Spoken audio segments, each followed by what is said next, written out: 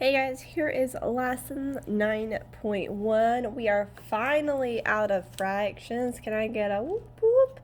It feels like we've been working with fractions forever, which has really been 3 chapters. So something a little new and different. We're going to be looking into algebra and geometry and those sorts of things, measurement, data. So as we go through, just keep in mind that our central question for today is how can a line plot help you find an average with data given in fractions? So I'm going to go ahead and put my star next to my essential question and let's get started. We're going to look at this first problem. It says students have measured different amounts of water into beakers for an experiment. The water in each beaker is listed below. So they give all of the different amounts of water that's listed. This says if the total amount of water stayed the same, what would be the average amount of water in the beaker? So we're looking for what would be the average amount. So we're looking for average amounts of water in a beaker. The first step that they want us to do is count the number of cups for each amount. So let's do that first. So we have 1/4. We have 1, 2, 3, 4, 5, 6. Did I count that right? No. 1, 2, 3, 4, 5, 6, 7. Sorry, there's 7 of them. And if you want to put like a little check knowing that you've counted each of them, that's probably going to help you stay on track a little bit better. Then the next one we have 1/2. So we have 1, 2. There's 2 of those. And then 3/4. There's 1, 2, 3. Now, step 2 is find the total amount of water in all of the beakers that contain 1/4. Oh, whoa, sorry. We need to go back. Before we do that, we need to draw an X for the total number of times each amount is recorded to complete the line plot. So right now they have 1, 2, 3, 4 X's, and we have 7 altogether. So we need to go ahead and finish that. 5, 6, 7. Then let's go for half. There was 2 of them, so we put 2 X's, and then 3/4. So there was 3, so we need to add 2 more. Now we can move on. Find the total amount of water in all of the beakers that contain 1/4. There are 7 beakers that contain 1/4, so there are 7/4. So we have 7/4. Or we would, if we reduce that, we're not going to have 7/4 anymore. We would have 1 3/4 cups. So that's if we added all of those up, all 7 beakers, we would have 1 3/4 cup. So that's where we get that from, just in case you were like, what? The third step is to find the total number of water in all of the beakers that contain 1/2 cup of water. So we go back, there's 2 beakers with 1/2 cup of water, so there are 2 halves. So if I write that in fraction form, it would look like this. Or because the numbers are both the same on top of each other, the numerator and the denominator, we would make it 1 cup or 1 whole. Step number 4, find the total amount of water in all of the beakers that contain 3/4 water. So same thing, there was 1, 2, 3. So we have 3 times 3/4. If I put 3 over 1, multiply across, that's 9/4. And that would be the same as, I know that 4 will go to 9 2 times with 1 left over. So it would be 2 1/4. Now, it says to add the total amount of water in all of the beakers. So we're going to add up the total amount that we have. So the first one we had 1 3/4. The second one we had 1 whole. And the third one we had 2 1/4. So when we add all that up, I know that my whole numbers are going to be 2, 3, 4. And then I have 1/4 plus 3/4 is 4/4, which would be the same as 5. Now, the last step is divide the sum that you found in step 5. So divide your sum by the number of beakers. So now, that's where they get the 12 from. So if we go back here, we can count up the number of beakers. 1, 2, 3, 4, 5, 6, 7, 8, 9, 10, 11, 12. So we would say 5 divided by 12 would be 5 over 12. That would be the same thing. So our answer would be 5/12 cup. That would be the average. If we averaged it out, it would be 5/12 cup of water. All right. So it's a little less than half a cup. And the reason it would average so low is because you have so many 1/4. If we had more of the 3/4, you would probably have, on average, more water than less a cup, less than half a cup. All right.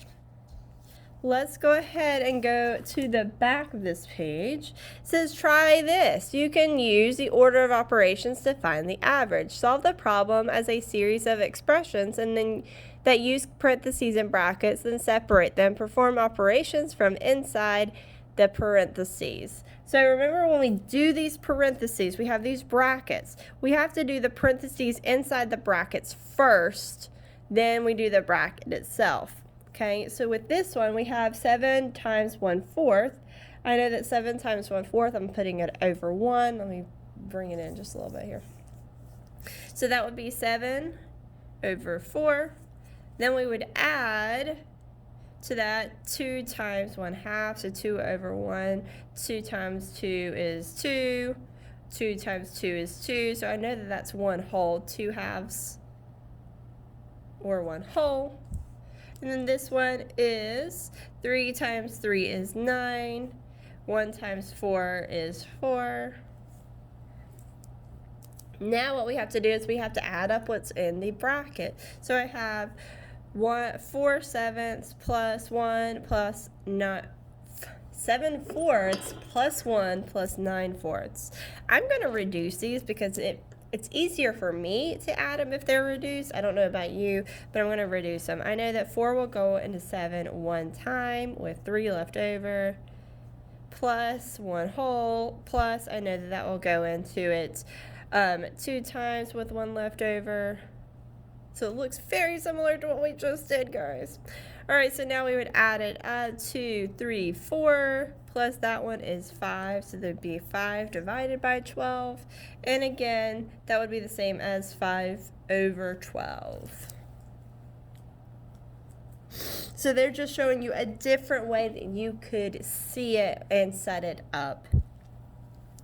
Let's look at this next one because this one's going to be more along the lines of what you're going to see. So it says Rain divides 3 2-ounce bags of rice into smaller bags. The first bag is divided into bags weighing 1/6 ounce each. The second bag is divided into bags weighing 1/3 ounce each, and the third bag is divided into bags weighing 1/2 ounce each.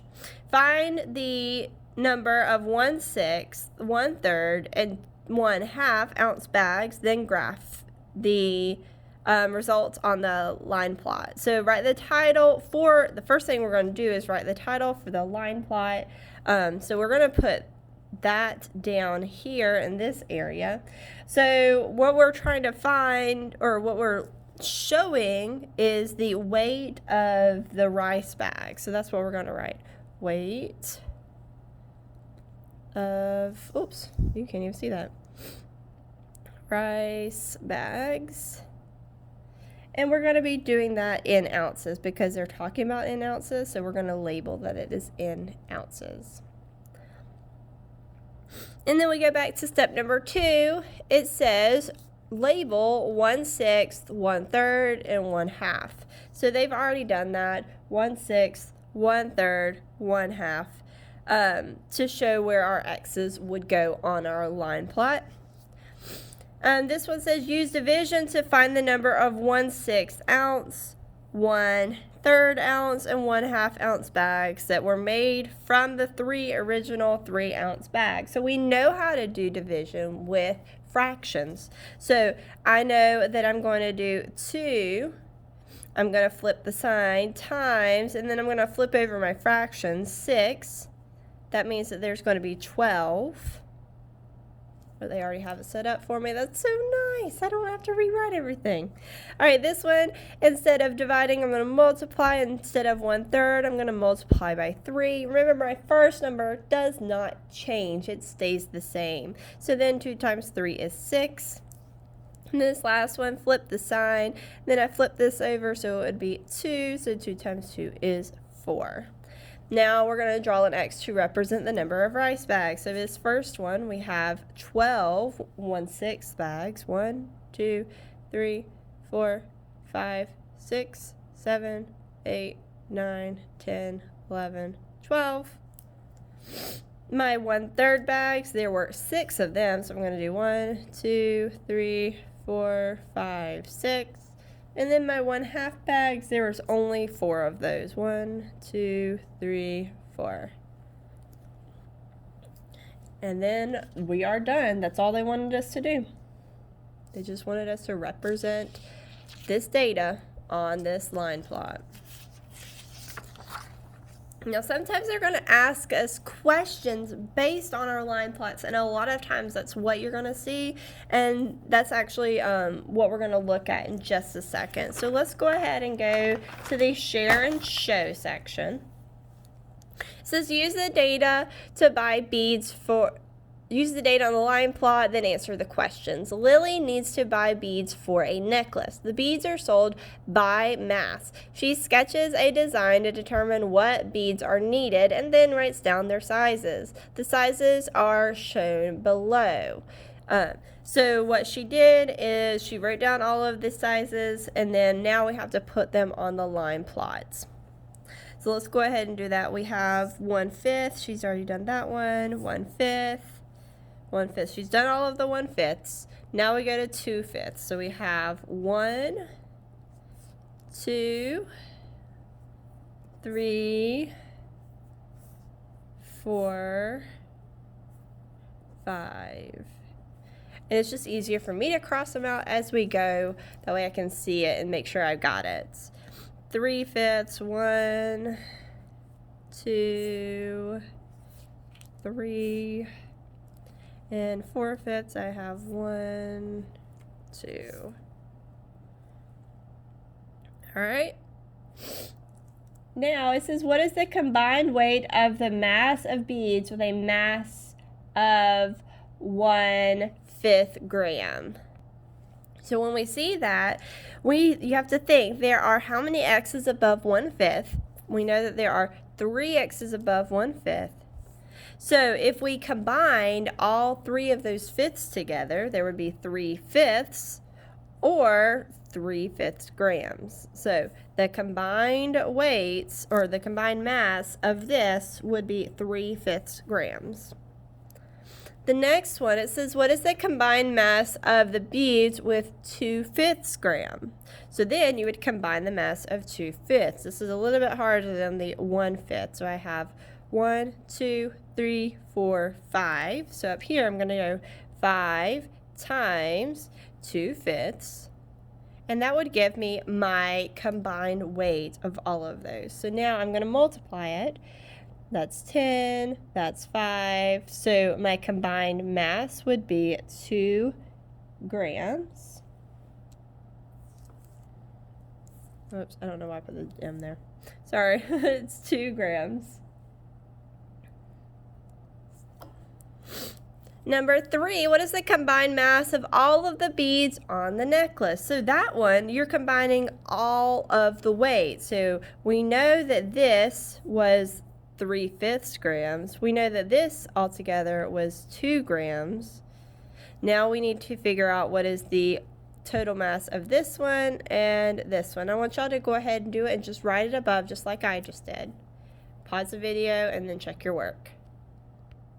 Alright, so this is what I got. I got 9/5 for this one because I added up 3/5 plus 3/5 plus 3/5 equals 9/5. And then I added up my 2 4/5, which gives me 8/5. Now I have to, remember we're doing the combined mass of all the beads. So I'm going to add it all up. I have 3/5 plus, if I make this an improper or a mixed number, I'm going to have 1 4/5 plus, this would be 1 3/5 plus my whole 2 over here. I know that this is 2 plus 1 is 3. So that's 3 plus 3, and 3 plus 3 is 6, plus 4 is 10. So 10/5, which would be the same as 5. Oh, wait, no, this is 2, 3, 4. This should be 4 plus 2 wholes would be 6. So that would be 6 grams. All right. Now, what is the average weight of the beads on the necklace? Remember, the average weight is when you add all of it up together and divide that number, so we have 6, divided by the number of beads there were. So we have 1, 2, 3, 4, 5, 6, 7, 8, 9, 10, 11, 12, 13.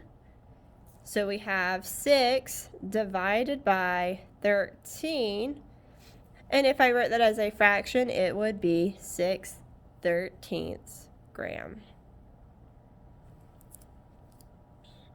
All right. Hopefully you got it. Yay. All right. Now, the ones that I want you to do on your own, I want you to do 5, 6, 7, 8, 9. Let me make sure the back. We're going to just not do the back today. So I want you to do this. With this one, you are using this information, putting it on the line plot, and then you're going to answer the questions. Now, you cannot answer these questions if you don't do the line plot. So you need to make sure that you have your line plot done before you start working on these questions, because you can't do it without the line plot. All right? Good luck. Take your time, do your best. If you need help, come see me in the Google Meet. Good luck, guys.